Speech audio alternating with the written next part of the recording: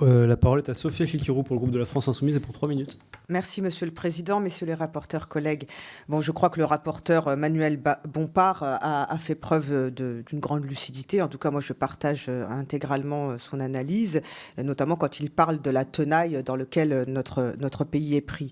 Je le rappelle, nous sommes le deuxième contributeur net au budget de l'Union, ce qui s'entend par notre démographie, mais nous sommes surtout parmi les bons derniers concernant le taux de retour sur l'ensemble des politiques européennes, alors que dans le même temps, vous l'avez dit, le paradis fiscal luxembourgeois, lui, est le premier bénéficiaire par habitant.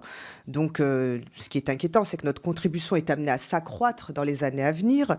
Alors oui, ce sera pour financer l'inflation, l'augmentation des taux d'intérêt, le soutien apporté à l'Ukraine, mais aussi, il faut bien le dire, parce qu'il y a un dysfonctionnement généralisé de l'Union européenne, des dysfonctionnements qui s'accompagnent d'injustices par rapport à notre contribution additionnelle, parce qu'elle finance, quoi qu'on dise, le rabais qui est octroyé à des pays comme le Danemark, les Pays-Bas, la Suède, l'Autriche et l'Allemagne.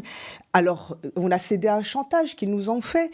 Ce chantage, c'était que si on revenait sur le rabais, il bloquait le plan de relance européen au pire moment de la crise. Donc, on est dans un rapport de force avec ces pays-là qui ne nous est pas favorable. Et ce dysfonctionnement s'aggrave quand on voit l'incapacité de l'Union européenne à se mettre d'accord pour dégager des ressources propres qui aujourd'hui représentent moins de 20% du budget européen contre plus de 70% pour les contributions des États.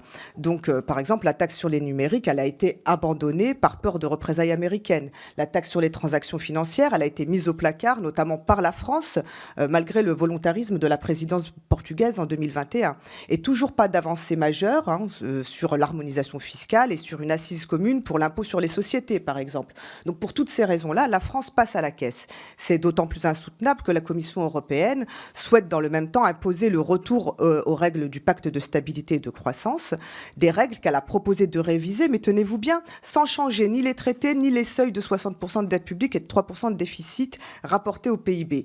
Voilà qui ne tient pas la route. On nous propose donc ni plus ni moins un retour à la bonne vieille cure d'austérité dont le gouvernement français, par la voix de Bruno Le Maire, nous a annoncé hier qu'il confirmait donc dès 2024 des coupes budgétaires de plus de 15 milliards d'euros.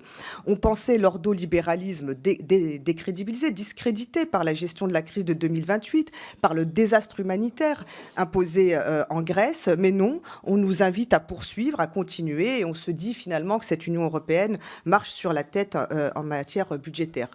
J'aurais voulu terminer par rappeler que le Fonds européen d'aide aux plus démunis est aujourd'hui sous-consommé en France, alors qu'il y a urgence à venir en aide aux Restos du Cœur notamment, et aux associations et banques alimentaires. Donc je crois que je rejoins parfaitement le collègue et rapporteur Manuel Bompard dans son analyse et sa critique sur cet article 33. Merci.